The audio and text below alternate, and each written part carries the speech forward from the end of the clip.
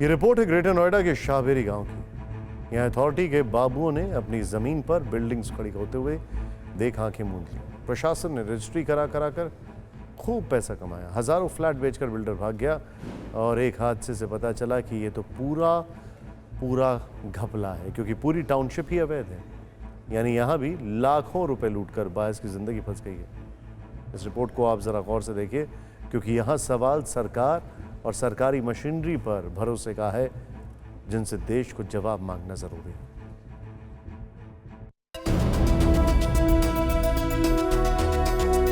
आज की हमारी लूट घर की कहानी इस सार्वजनिक सूचना बोर्ड से शुरू होती है, जिसमें 5 सूचनाएं हैं। पहला, शाहबेरी गांव की ये जमीन अथॉरिटी की है। दूसरा, इसका मतलब हुआ कि यहाँ कोई बिल्डिंग नहीं बना सकता। तीसरा, ये जमीन 2013-14 में ही अधिसूचित की जा चुकी है। चौथा, यहाँ पर बनी इमारतें अवैध के साथ साथ असुरक्षित भी हैं। और पांचवा, यहाँ पर ना तो कोई फ्लैट खरीद सकता है, ना ही निवेश कर सकता है, और ऐसा करने पर कार्रवाई की जाए। विडंबना यह है कि शाहबेरी के लोगों को यह बात तब पता चली जब 427 इमारतें खड़ी हो चुकी थी, हजारों फ्लैट खरीदे जा चुके थे, करोड़ों अरबों रुपए के वारे न्यारे हो चुके थे। ये कहानी है देश की राजधानी दिल्ली से महज 20 किलोमीटर दूर ग्रेटर नोएडा वेस्ट की। जब एनसीआर के इस कोने में बड़े बिल्डरों ने बड़ी बड़ी इमारतें बनानी शुरू की, तो पास के ही शाहबेरी गांव में बिल्डर छोटे फ्लैट बनाकर कम कीमत के सपने बेचने लगे। लिहाजा बहुत सारे लोगों ने शाहबेरी में फ्लैट खरीद लिए, लेकिन 2018 में एक दिन अचानक ही सब कुछ बदल गया। 23 जुलाई 2018 को तेज बारिश में शाहबेरी की एक इमारत गिर गई। उस इमारत के मलबे में दबकर 9 लोगों की मौत हो गई। इसके बाद जांच करने पर पता चला कि इस इलाके की सारी बिल्डिंग्स अवैध हैं, और उसके बाद अथॉरिटी ने यहाँ पर हर तरह के कंस्ट्रक्शन पर पाबंदी लगा दी। उसी दिन से यहाँ के लोगों के नसीब पर भी ताला लग गया। अब ना तो लोग अपने फ्लैट छोड़ पा रहे हैं, ना रह पा रहे हैं। किसी एक बिल्डर की गलती की वजह से एक बिल्डिंग गिर गई, जिसके बाद ग्रेटर नोएडा अथॉरिटी को शायद मौका मिल गया और यहाँ की चीज़ें बिल्कुल से ही बदल गई, मतलब कम्प्लीटली स्टॉप्ड हो गए। ऐसे लोअर मिडिल क्लास पर्सन जब बैंक कह रहा है कि आपकी प्रॉपर्टी सही हम लोन दे रहे हैं, उसके बाद प्रॉपर्टी की रजिस्ट्री हो रही है, तो एज अ कॉमन मैन मुझे कैसे पता चलेगा कि इस प्रॉपर्टी में कोई दिक्कत है या नहीं है। यानी ऐसा भी होता है, जब एक गांव आबाद हो जाता है, हजारों परिवार रहने लगते हैं, तब जाकर अथॉरिटी बताती है कि ये तो जमीन उसकी है। और ऐसा क्यों होता है, ये सभी जानते हैं।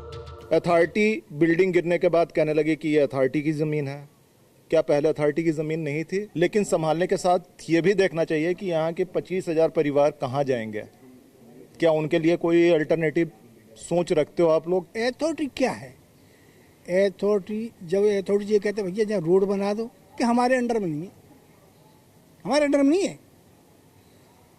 और जो कहते भैया सुविधा दो, हमारे अंडर में, और बिल्डिंग बनाए, नहीं आप नहीं कर सकते, आप अथॉरिटी से परमिशन नहीं। यहाँ कई सवाल उठते हैं। सवाल ये है कि अगर ये जमीन नोएडा अथॉरिटी की थी, तो उसने 4 साल तक बिल्डर्स को इमारत बनाने से रोका क्यों नहीं? अगर ये जमीन नोएडा अथॉरिटी की थी, तो रजिस्ट्री ऑफिस में फ्लैट की रजिस्ट्री कैसे होती रही? और अगर यहाँ एक अवैध बस्ती बसाई जा रही थी, तो बैंकों से धड़ल्ले से लोन क्यों मिलता रहा? सवाल ये भी है कि क्या अगर शाहबेरी में हादसा ना हुआ होता, तो ये इमारतें बनती रहती? जब तक प्राधिकरण नींद से जागा, तब तक हजारों लोग लुट चुके थे। इतना ही नहीं, हादसे के बाद आईआईटी से जब यहाँ बनी इमारतों की जांच कराई गई, तो पता चला कि बिल्डर ने इन्हें ऐसी इमारतें सौंपी हैं जो 10 साल के अंदर ही गिर जाएंगी। अब लोगों के लिए ये पूरा इलाका धरती का नर्क बन चुका है। शाहबेरी में जब हादसा हुआ, तब ग्रेटर नोएडा प्राधिकरण नींद से जागा और बिल्डर पर कार्रवाई की गई। पुलिस ने मुकदमा दर्ज किया और इस बिल्डिंग को अवैध घोषित करते हुए तोड़ने की भी प्रक्रिया शुरू की गई। ये जो निशान आप देख रहे हैं, पिलर्स यहाँ पर बनाए गए थे, जिसको प्राधिकरण ने खाना पूर्ति करते हुए तोड़ दिया। हमने इस पूरे प्रकरण पर ग्रेटर नोएडा प्राधिकरण के अफसर से भी पूछा। हमारा सवाल ये था कि अब आगे क्या होगा। रिस्पॉन्सिबिलिटीज़ नहीं उस वक्त कंप्लीट कर पाई अथॉरिटी, और इसकी वजह से नतीजा ये निकला कि लोगों ने पैसा लगाया और आज तोड़ने की स्थिति हो रही है उनको। यानी प्राधिकरण अपनी जमीन को लेकर 4 साल तक बेपरवाह बना रहा और 3 साल से जिम्मेदारी फिक्स कर रहा है, लेकिन टास्क ही इतना कठिन है कि 7 साल में भी नहीं पूरा हो पा रहा। इस केस में हमारी पड़ताल अभी पूरी नहीं हुई। हम शाहबेरी की लूट में फंसे एक वकील हरप्रीत सिंह से मिले, जो यहाँ के लोगों की लड़ाई लड़ रहे हैं, और उन्होंने बायस का पूरा पक्ष हमारे सामने रखा। माननीय उच्च न्यायालय ने ये आदेश पारित किया था कि यथास्थिति बरकरार रखी जाए, यानी कि कृषि भूमि जो है वो आवासीय नहीं बनेगी, ना ही ये बिकेगी, ना ही कुछ होगा। लेकिन उसी दौरान अथॉरिटी के देखते देखते यहाँ पे सबसे पहले किसान ने भूमि बेची बिल्डर को, जो कि कानून के मुताबिक वो बिल्डर की रजिस्ट्री जो अवैध है। इनका कर्तव्य था कि यहाँ कंस्ट्रक्शन ना होने दें, ये इनका दायित्व था, जो इन्होंने निभाया भी। लेकिन कब? अगस्त 2020 में, जब ये मामला काफ़ी उलझ गया। जगह जगह इन्होंने साइन बोर्ड लगाए। यही साइन बोर्ड अगर ये 2014 के आदेश के बाद लगा देते तो हम लोग इतने ठगे नहीं जाते। और आश्चर्य की बात यह है कि रजिस्ट्री आज भी हो रही है। शाहबेरी की जितनी रजिस्ट्रियां हुई हैं, डीएम के डिपार्टमेंट के नीचे ही सब रजिस्ट्रार आते हैं। कानून कहता है कि बायर शुड बी अवेयर। जैसे आलू भी खरीदते हैं तो जांच परख कर खरीदते हैं, वैसे ही मकान की भी स्थिति जांच परख कर खरीदे। लेकिन हमारी पड़ताल में पता चला कि फ्लैट खरीदते वक्त जमीन की रजिस्ट्री बिल्डर के नाम पर थी।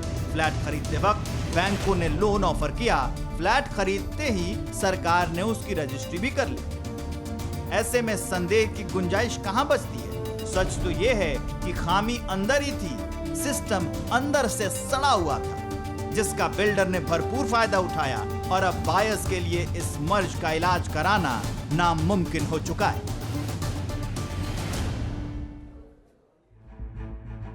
कल आपको लूट घर में एक नई सीरीज दिखाएंगे। इस पूरी सीरीज को विस्तार से देखने के लिए आप tv9hindi.com पर जा सकते हैं। वहां आपको मिलेंगे सीरीज के सारे एपिसोड एक साथ। फिक्र आपकी, सोमवार से शुक्रवार रात 9 बजे सिर्फ TV9 भारतवर्ष पर।